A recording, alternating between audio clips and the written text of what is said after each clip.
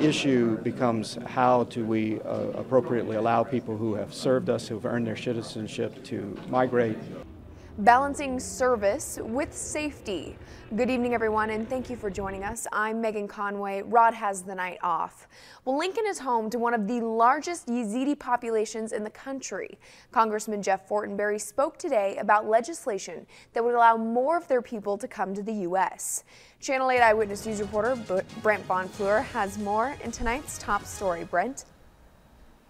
Megan, Fortenberry was at the Nebraska History Museum today to talk about a program that grants special visas to non-citizens who help the U.S. Armed Forces in combat. But that program only applies to a select few, and as one Yazidi woman we spoke to can testify, there are still many more who need help.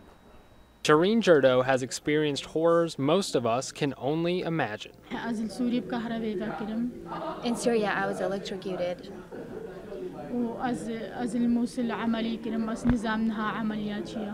Mosul, they did an operation on my abdomen. I'm not sure what kind of an operation they did. Jurdo, along with 27 members of her family, were captured by ISIS, ripped from their home in northern Iraq.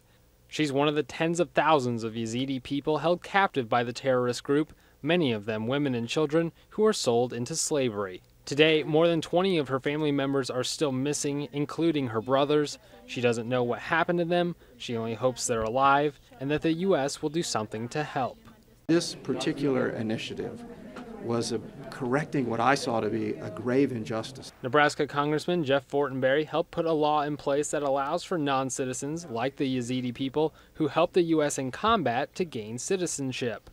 There was a special visa program, but it had been capped at a very low number for persons who had risked their own lives with standing next to our troops, and who continued to put their life and their family's life at risk because of the service that they provided us. The law is for people like Shireen Jurdo's uncle, who served as a translator for the U.S. in the war. But the law only applies to the immediate family members of those who served. Shireen herself is only in America as a refugee. She says she hopes the U.S. will consider doing more to help her family and her people. I will continue to seek my brothers and seek justice for my community. As far as mass immigration policy goes, Fortenberry says there's a distinct line between allowing those who've earned their citizenship through service to immigrate and those whom we know little about. The travel ban or the travel restrictions obviously are from places where we do not have the capacity, and the internal capacity of the countries to verify who is able to come here or not is very limited or non-existent. So when you don't know who people are or have the mechanism to verify them, you create national security concerns.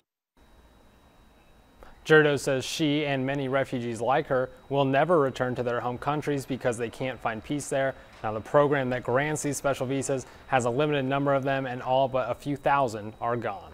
Brent Bonfleur in our top story tonight. Thank you, Brent.